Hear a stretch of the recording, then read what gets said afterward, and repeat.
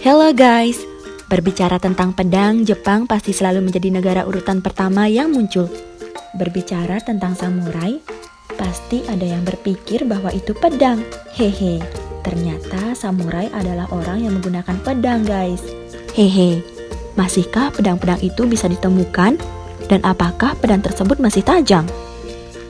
Nih, aku kasih tahu ya guys, 7 pedang legendaris di Jepang.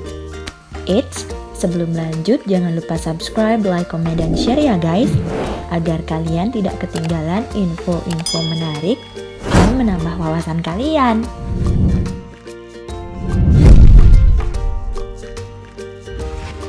Satu, Honjo Masamune.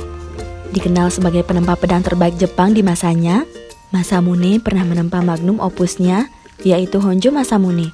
Nama Honjo berasal dari penggunaannya yang paling terkenal, Jenderal Honjo Shigenaga, yang memperoleh pedang Masamune dari medan pertempuran pada 1561.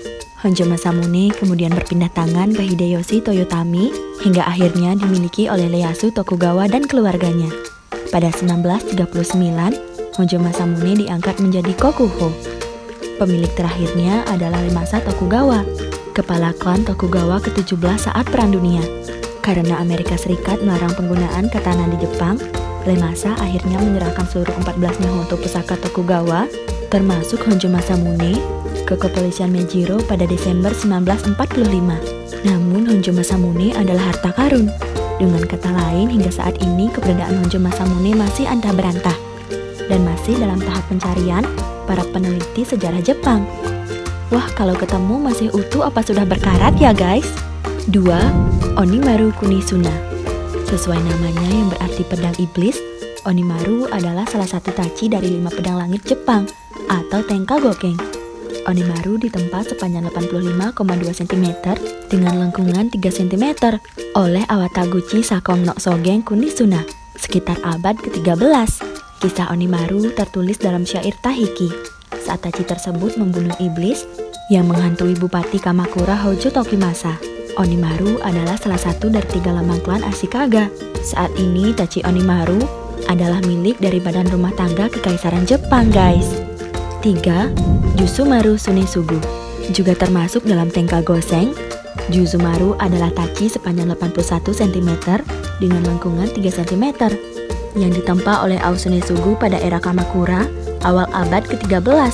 Dan saat ini Jusumaru berada di kuil Honkoji Amagasaki. Jusumaru awalnya adalah sebuah tachi pemberian untuk rahib Buddhis Jepang Nichiren sebagai senjata bela diri karena tidak ingin menggunakannya untuk membunuh, melainkan sebagai lambang kebaikan yang mengatasi kejahatan. Nichiren mengalungkan tasbih Buddha atau Jusu pada gagangnya sehingga namanya menjadi Jusumaru. 4. Odenta Misuyo. Termasuk dalam Tenka Gokeng, Odenta adalah tachi sepanjang 66 cm dan lengkungan 2,7 cm yang ditempa oleh Miki Denta Misuyo sekitar abad ke-11. Saat ini Odenta adalah kukuho yang dipampang di Maeda Ikotokukai, perusahaan yang melestarikan warisan klan Maeda, penguasa Kaga.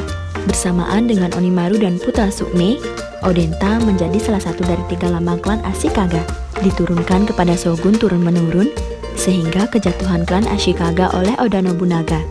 Odenta akhirnya berpindah tangan ke tangan Hideyoshi Toyotomi sebelum akhirnya diberikan kepada klan Maeda lewat kawannya, sekaligus salah satu jenderal Oda Maeda Toshi. Beredar kisah mistis bahwa pedang Odenta mampu mengusir roh jahat. Saat putri Maeda Go sakit dan diganggu roh jahat, pedang Odenta lah yang mengusir roh jahat dan penyakitnya. Namun saat dikembalikan ke Hideyoshi, Go kembali diganggu dan sakit-sakitan.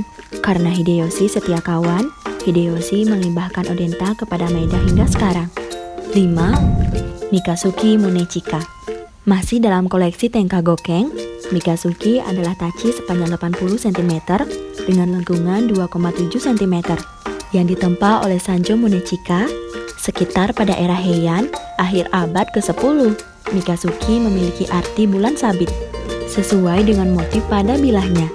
Ditabiskan menjadi kokuho, saat ini Mikazuki dipampang di Museum Nasional Tokyo. Sanjo sendiri adalah salah satu penempa pedang paling terkenal di Jepang pada masa Heian. Sama seperti pedang-pedang daftar ini, Mikazuki sempat berpindah tangan di klan-klan penting Jepang. Mikazuki sempat berada dalam kepemilikan Hideyoshi Toyotomi. Sama seperti Honjo Masamune, warisan Mikazuki berakhir di tangan klan Tokugawa. 6. Dojigiri Yasuzuna. Pedang terakhir di koleksi Tenkagokeng adalah Dojigiri. Tachi satu ini ditempa oleh Hokino Kuni Yasuzuna pada era Heian sepanjang 80 cm dan melengkung 2,7 cm dan dijuluki Yokozuna, peringkat teratas dari seluruh Nihonto karena kualitas dan nilai artistik dan juga historisnya.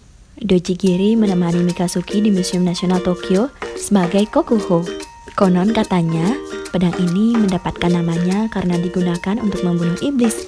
Bupati klan Fujiwara Minamoto no Yurimitsu menggunakan pedang ini untuk menebas iblis bernama Shutendoji, sehingga namanya menjadi Dojigiri. Pedang ini juga digunakan oleh Hideyoshi Toyotomi dan Ieyasu Tokugawa. 7. Kogara Sumaru. Sesuai yang diceritakan sebelumnya, pedang tertua di daftar ini tak lain adalah Kogara Sumaru, tachi pertama Jepang yang ditempa oleh Amakuni bersama putranya Amakura pada era Heian atau abad ke-8. Setelah melihat tentara Jepang yang kembali dengan pedang patah dan membangkitkan amarah Kaisar Jepang, Amakuni dan Amakura meminta bantuan dewa untuk membuat sebuah pedang yang tidak akan patah.